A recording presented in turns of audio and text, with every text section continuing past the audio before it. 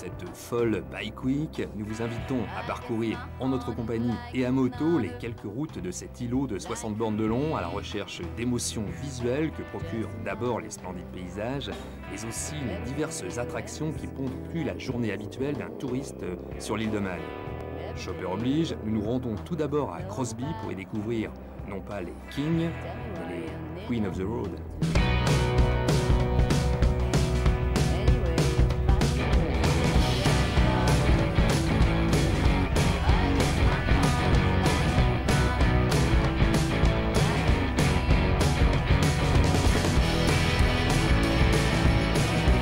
Quelques belles plantes attendent les visiteurs. Des Harley bien sûr, mais aussi des customs locaux réalisés à partir de belles anglaises. C'est le cas de cette splendide Triumph.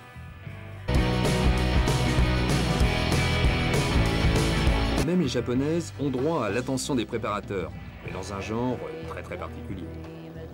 Là, on ne sait pas si c'est la kawa customisée ou la miss bien moulée qui capte le maximum de regards.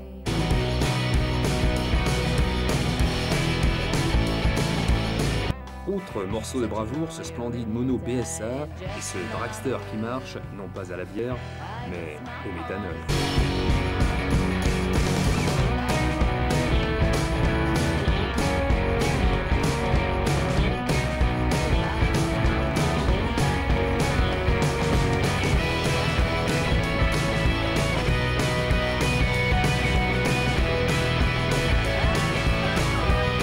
Et c'est reparti pour de nouvelles aventures.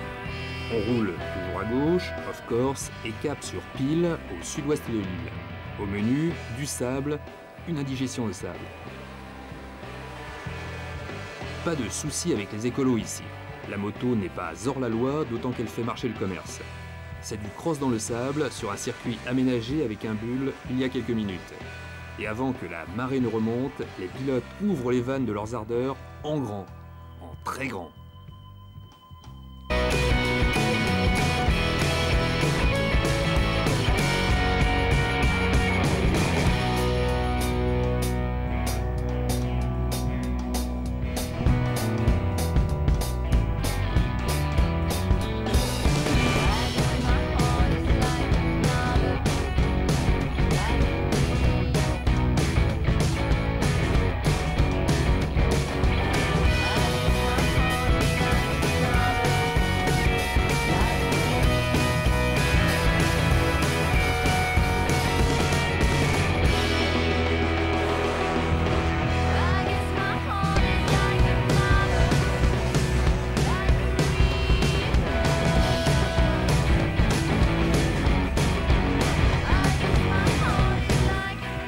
Le public ici est majoritairement composé de moteurs qui bien sûr n'en perdent pas une miette avant de reprendre le guidon pour essayer de faire pareil sur le bitume.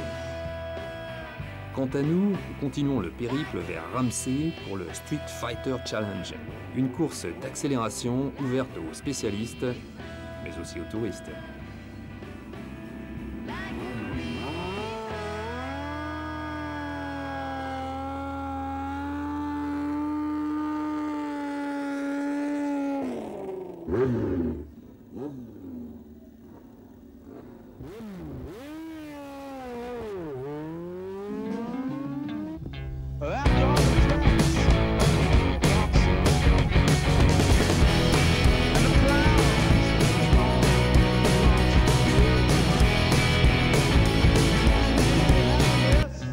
Toutes les machines sont admises à concourir ici. Des plus folles bécanes aux motos de série, et comme la route est encore humide, le frisson est garanti lorsque le feu passe au vert.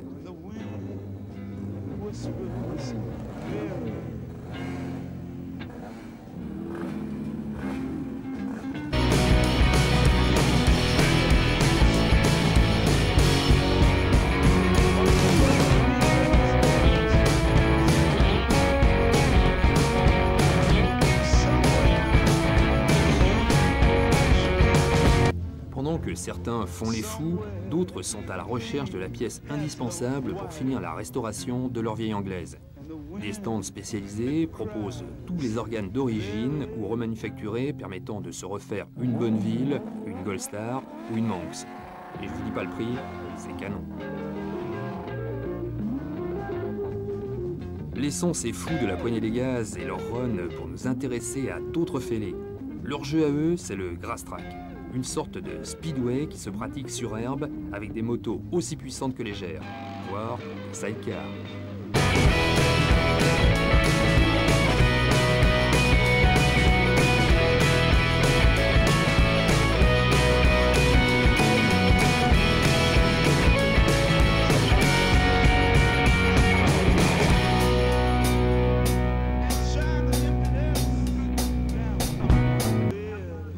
CB-Can, c'est un cadre style VTT dans lequel prend place un monocylindre abreuvé par un mélange d'essence et d'alcool. Pas de frein, le jeu consiste à rouler aussi vite que possible et en dérapage constant.